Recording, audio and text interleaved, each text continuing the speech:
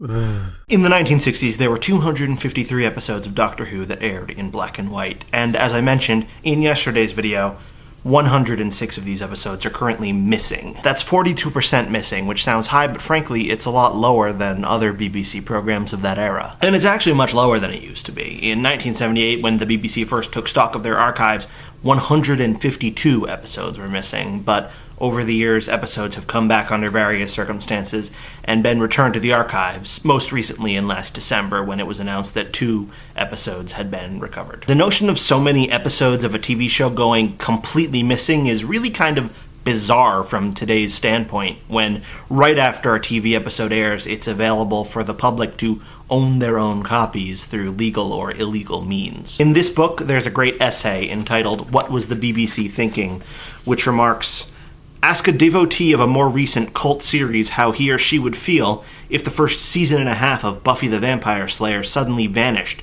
and he or she probably wouldn't even be able to understand the question." And in this video, I'm going to try to help you understand by explaining a little bit about why it didn't seem so crazy at the time to destroy more than 1/10 of the Doctor Who canon. And to do that, I'm going to have to give you a little bit of a history lesson.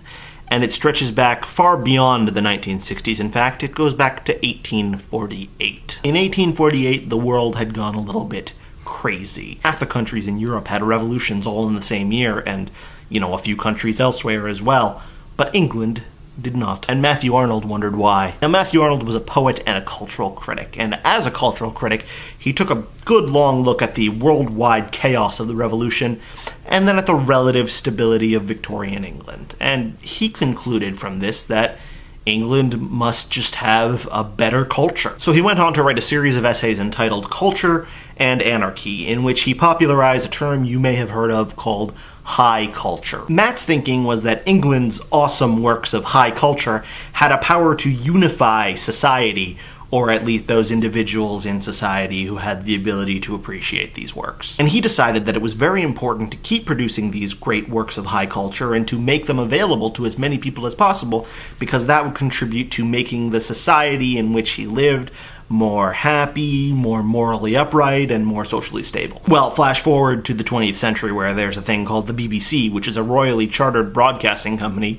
that exists, in the words of its own charter, to educate, inform, and entertain the people according to ideas that were very influenced by Matthew Arnold's notions of high culture. Which is why the early days of British television were not very much like the early days of American television. American TV was all about taking the glamour of Hollywood and bringing it into your living room, wrapped in ads. The BBC's version of telly was more like taking theater and making it more high-tech, and then delivering it to people as a public service. Which is why a lot of British television in the 1950s wasn't even pre-recorded and edited. It was very much like a stage play that just had a camera pointed at it and was broadcast to the audience live. And if the BBC wanted to air it again, then we'll better get the cast back together to perform it once more, and that was something that the actors kind of liked, because it meant they kept working and kept getting paid. In fact, they liked it so much that even as pre-recording and editing became increasingly feasible, the actors' union, Equity, fought tooth and nail to make sure that it just didn't happen. Equity was afraid that it would become possible to rerun existing programs, which would make it harder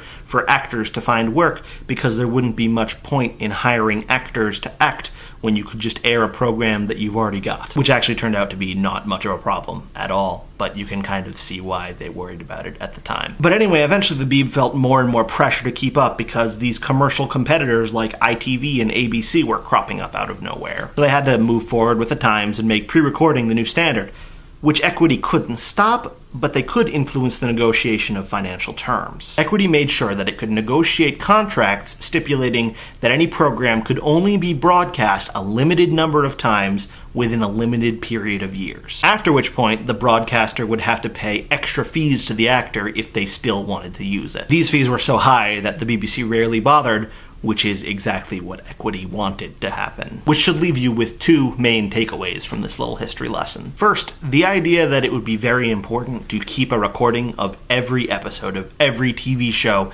didn't seem like it made much sense in the 1960s, particularly because television drama had such a close cultural association with live performance. And second, rerunning these television programs, or in fact commercially exploiting them in any way, didn't make a whole lot of economic sense, particularly in terms of the long-term future. because that's the way Equity wanted it, and they made sure that it would be very expensive for the BBC to do so. And these two factors basically meant that, except in extraordinary special circumstances, reruns were just not a thing. And that is the televisual context into which Doctor Who was born. As for what specifically went down with all of those Doctor Who episodes, that we will discuss tomorrow.